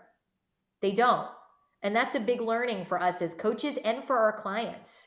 My feelings do not dictate, I could have said, well, I don't really feel like doing the webinar today. I didn't feel that way. I was excited. But if I did, am I going to be my word? Am I going to show up anyway and serve you fully? When Zoom went kaput, where we were like, we're out, I'm done, this is so frustrating, we're done. No, we're like, no, we're going to figure this out. We're going to serve you, right? It's like feelings are not facts. They're just not. So this is a business where you can really learn to distinguish feelings from showing up, both for yourself, your business, and your clients. So thank you for that, Devin. All right, let's go to Kyle. Thank you. Okay. So yeah, thank you all. And I'll ask the question and then see if it really calls to any of you, maybe especially depending on your experience. Yeah, for maybe Devin, you don't know me as much. A lot of the clients I either work with through purely coaching or a combination of coaching and platonic cuddle therapy, therapeutic touch. Sometimes we work on a lot of things that would be really hard for people to tell other people about. So either they've had various kinds of violations or abuse, or they're like men who are gay or bi and they're like in the closet, basically like things that, at least, so I think there's some truth to this, and I tell the story that it's much less common that people are willing to like tell others about, like versus, oh, like this one guy I was talking about, he's like, if you were a painter and you did this amazing, because I worked with a client, he's like, I would be like giving your card to everyone I know, it's amazing. He's like, you changed my life, and because it's this thing. And also a lot of the people like that I work with tend to be, not everyone, and some tend to be on the more shy side or afraid of telling people about personal things, and that's like the stuff we work on. But so he said, like, if you're a painter, I tell everyone, and like, you changed my life. He's like, but I didn't mention this to a soul because, yeah, he's afraid of being judged, etc. It's something that's like less understood in the culture, and there's more judgment around it. So one, I notice that I have sometimes like have a story or wondering going on in my mind about, well, maybe this service thing isn't going to work for me. And like, I think it's probably just like BS, but I noticed that comes up like, well, maybe because of my stuff is more private, or the people I work with are more shy, it's not going to work. And I notice sometimes that like I hold back a little bit, or I'm not as like full out on my service, focusing on service first. So that's one piece that I'm welcoming anyone to talk to. And then the other question in my mind is, for those folks, or if I'm serving a lot of people like that, are there ways to adjust how I like do my business? And like I feel a little shy saying this after Karen was just talking about how like simple. But adjust kind of like, I don't know, the model or like how I go about things, how I try to grow my business. So I can say more details if you want, and that's the gist of it. Devin, do you want to answer the first question? Yeah, so I just thank you, Kyle. I just want to be clear. So what I'm hearing, and please tell me if I'm wrong, is you have a certain kind of clientele which they're more private, right? And because they're private, you're questioning, because kind of they work with you in private, you're questioning if service will help you, like how that would translate into getting more clients. Is that where the question lies? Right. So just because I think this may help clarify a little bit. I heard it. Yeah.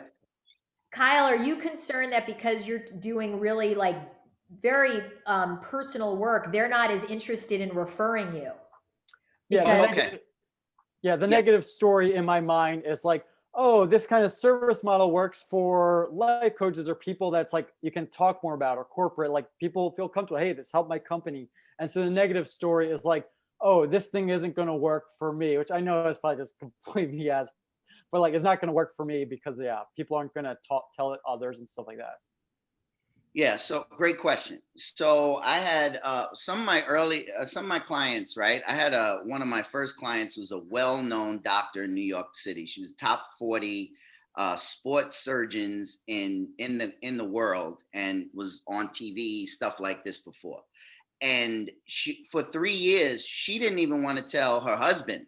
Like, she didn't want to tell anybody. She wanted to use me as her secret weapon.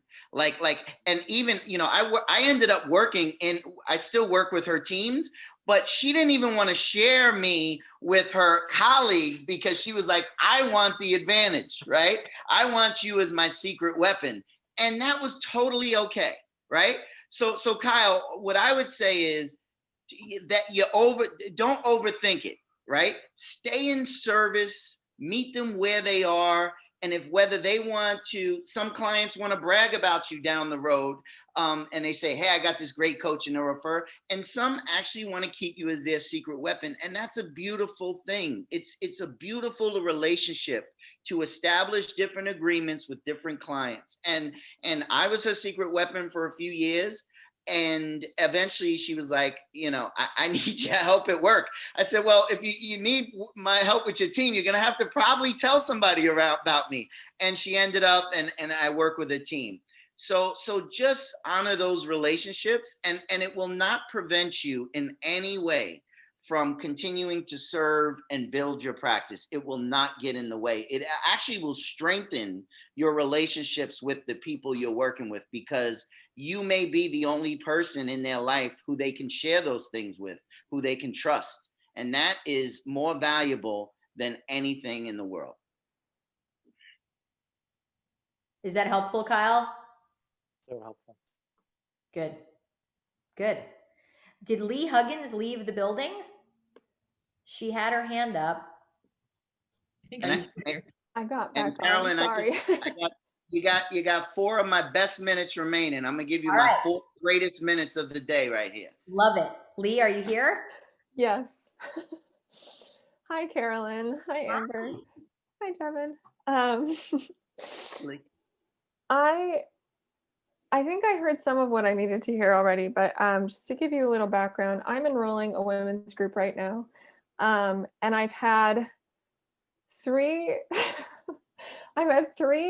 potential clients say yes. I send them their invoices, and then they back out as soon as the invoice is sent. And it makes me think that I'm missing something, that either my money stories are getting in the way of like me addressing their money stories. If I'm not honoring that signing up for a coaching package is a huge commitment. I guess I wondered if you could speak to like how these things go wrong and what I should be thinking about. All right, so Devin, you can give us 3 minutes. I have a lot to say about this. And if Devin, do you want to say anything before you go? I'll say something quick because Carolyn and Amber are experts in this. So what she's going to say is going to probably blow what I'm going to say away. I will just say this. One thing is I love running game film with my coach. So it's a great opportunity to look at all three of these. And I know I don't have the time now to really walk through and run the game film. And oftentimes either I wasn't clear on what it's going to look like, or the possibility wasn't higher than the investment to that person. So if that's happening, just one quick thing is I like sending people's invoices around the same day I'm actually going to talk to them. So when they when they get the invoice, we have a follow-up conversation to walk through anything. So if there's anything that's getting in the way, you can actually have a conversation with them about it. That's what I would just say on the technical level. Carolyn and Amber is going to take it to another level. But that's what, the game film is for. So I just want to thank you, Carolyn. I want to thank everyone on this call. It was an honor seeing all these wonderful, beautiful, shining stars in the universe. I said this to the last school, and I'm going to say it again, like we are truly essential workers, and essential workers in the way that there's no other field that we get to learn about ourselves. And the better we are as human beings, the ripple effect it has, not only on our clients, but on our family and on people we don't even see. So, whether the business is skyrocketing during COVID or you feel like you're not making what you want to make, just understand that your impact has such a ripple effect. And I have chills just being on the phone with so many amazing beings, and I'm honored. And I look forward to getting to know you all down the road and just have a wonderful, wonderful day. Thank you, Devin. All right, so Lee, 3 people you've sent invoices to and they've backed out? Okay, so things like this happen. So first, just know, is this the first time you're doing a group like this? It's the second time. Okay, and how many people are you enrolling? I'm trying for 7 and I have 1. How many did you have in your first one? 2. Okay. Yeah. My experience is if I'm having people back away when the invoice shows up, it says to me that the yes is not as firm as I thought it might have been, that I didn't strengthen the yes enough. So let me say some things and then you might have some questions or I might have questions for you. So like when I'm at the end of a conversation and I say to someone, so is this something you'd like to do? Right? And they say, like, you give me one of these, like, let's use one. Give me one of those people that said yes. And let's talk about the end of the conversation. Okay. So we had, I think, at least 3 conversations. And I asked her, is this something you want to do? She said, absolutely yes. I told her what was going to happen with the and then she emailed me 2 days later that she talked to her fiance about it and that she realized it wasn't a good idea financially. Okay. So that's a great piece of information for you. So when someone says, if you know they're engaged, you want to slow it way down when they say yes. So if they're like, yeah, I totally want to do this, I want to be the person who says, now listen, you're engaged, right? Why don't you slow things down and go talk to your fiance first? Like, are you in a situation where it's important that he be on board with your decision? Like, I want to slow it down. I don't want to rush the yes. I want to be like, and another great thing, when someone's like, yeah, I want to do this, I want to say, so tell me more. Like, what's making this a yes for you right now? Why is this important right now? I want to strengthen that yes, Lee. Like, I don't want to just rush into like, okay, I'm going to send you the invoice, bye. Not that you did that. But we get excited, right? We're like, okay, yeah, money's coming. All right, they're good. Okay. I want to be like, so let's do this though. Like, because if you have a group, you have dates. I want to be like, I want to be on the phone with you while let's look at your dates. Is there anything that could get in the way for you on this? Like before we firm it up, is there anything that could get in the way? So do you hear what I'm doing? Yeah.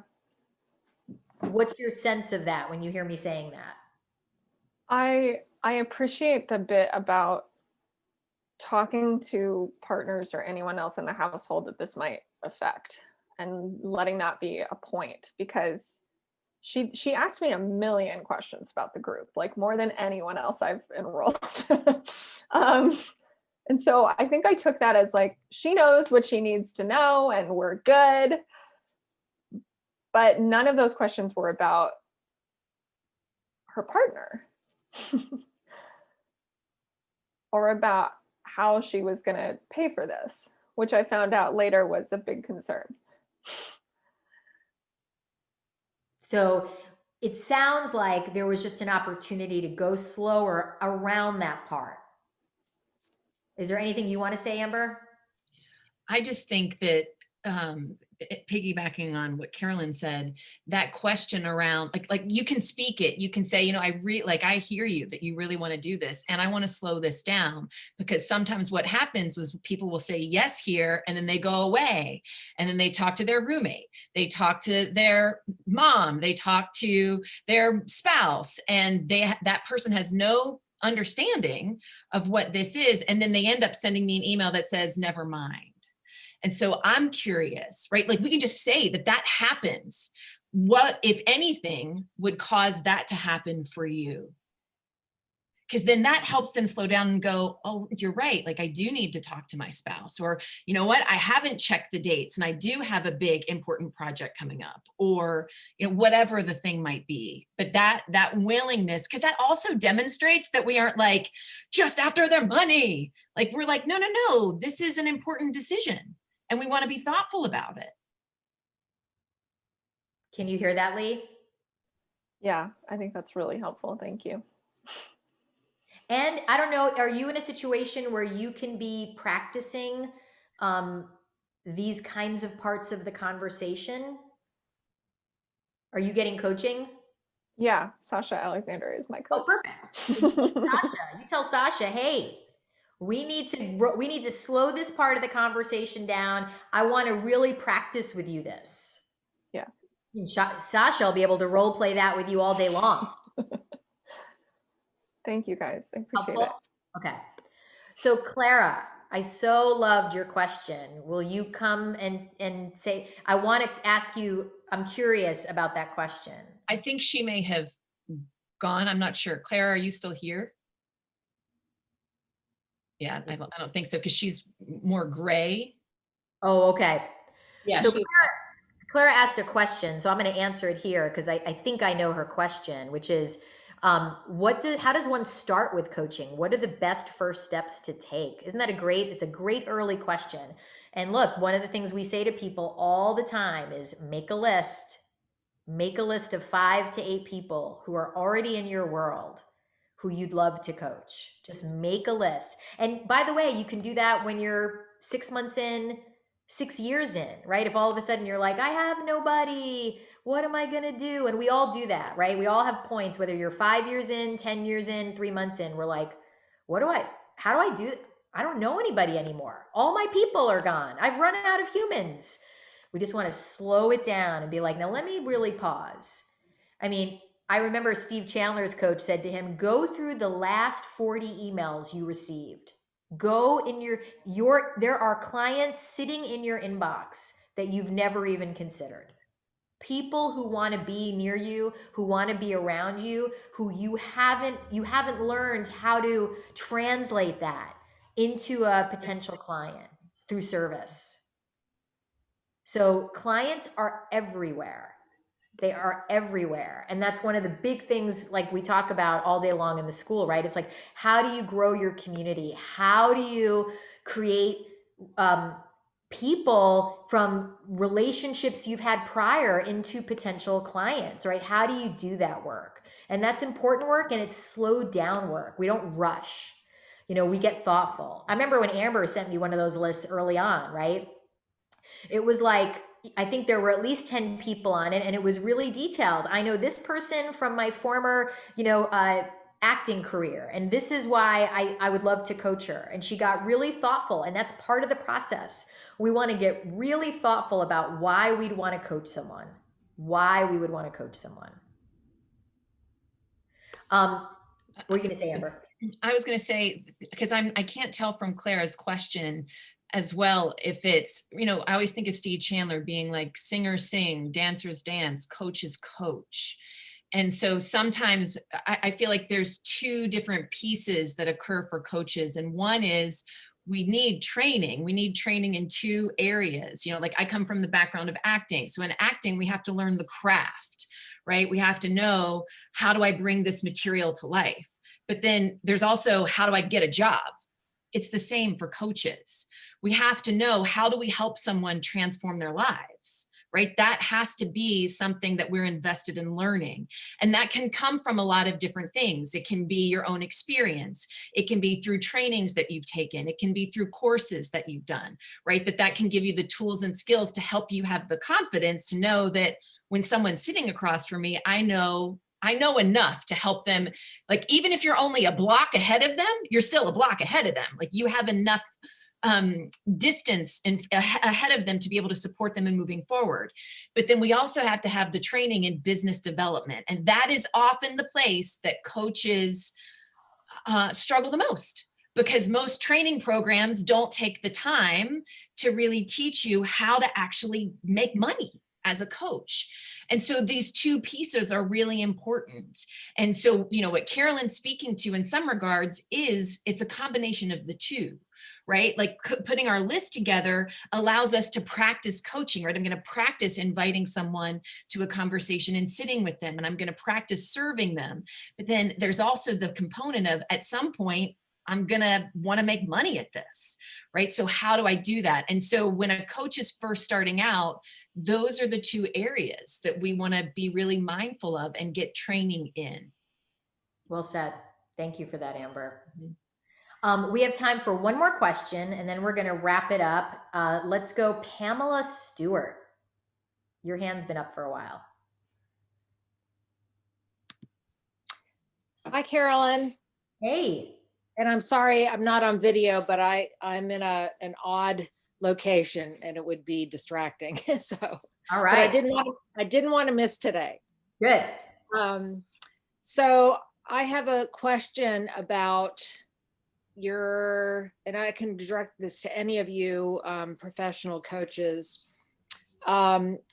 What was your aha moment? Like, what was the moment where it was like, you know what, this is so for me and I'm not turning back? And I asked that because I've been in the same business now for actually 40 years, and I've had my own business for 34 years in marketing communications. But my passion, I guess, has, as naturally when you're in something for a long time, started to wane. And I was introduced to the concept of coaching through wonderful Bronwyn, who is on the call and one of your clients. And so I keep butting up against that. Wow, I can do this. I'm so good at this. I get the validation. And then I go back to what's familiar, like I know the PR business. I know how to make money. I know how to get clients. I know how to manage people. It's like but I'm so drawn to want to serve. So, and so what is it like, what is it going to take for me to go, you know what, get off your ass. This is the way you're going to go. You're so meant for this. Like, stop the inner critic, like tell the inner critic to shut up, because the inner critic just will not shut up. Pamela, I so appreciate you and your question. And, it's a great one, right? And I think everyone I know that has it, and it's not just unique to this profession, right? It's unique to any profession. I mean, right. my guess is there was a time when you felt that way about the marketing and PR business, right? It's like inner critics are like they're there to some extent. Some people have big, some people have small. There's always the learning how to convert an inner critic into converting negative self-talk into positive self-talk, right? That's inner work. And that's important work that we need to do independent of any profession, independent. I mean, I do that work with my clients all the time, right? When there's negative self-talk happening, it's not helpful, right? We tend to not move forward on the things we want when that's operating. That being said, it's not like that has to be 100% gone to move forward, because I don't know that anybody would move forward, right? In a way, that negative self-talk tends to amp up when there's something we really want.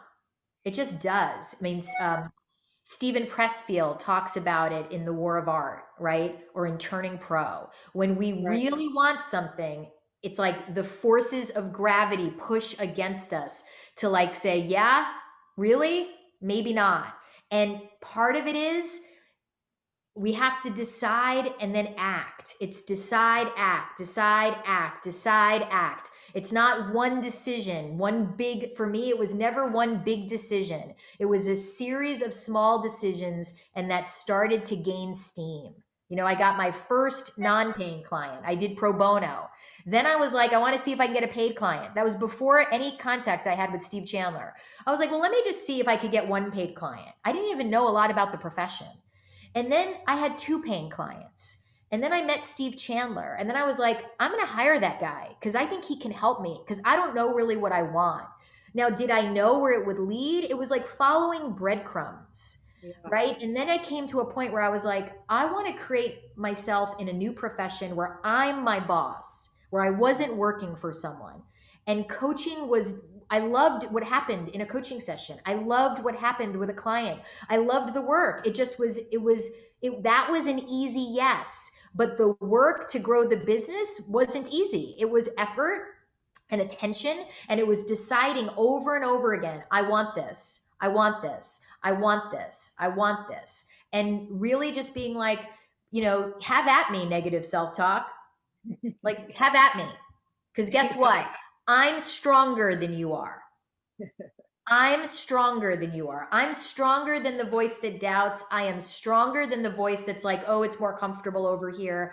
I'm stronger than that. I may not look it, and I may be weeping, and I may be in a ball on the floor, but tomorrow I will be stronger again. And that's what I invite all of us. It's like, this is just an opportunity to be like just like our clients, right? Like they have forces working against them, and we're there to help turn on the flashlight and say, you're stronger than this. Let's go. Let's go. Baby steps.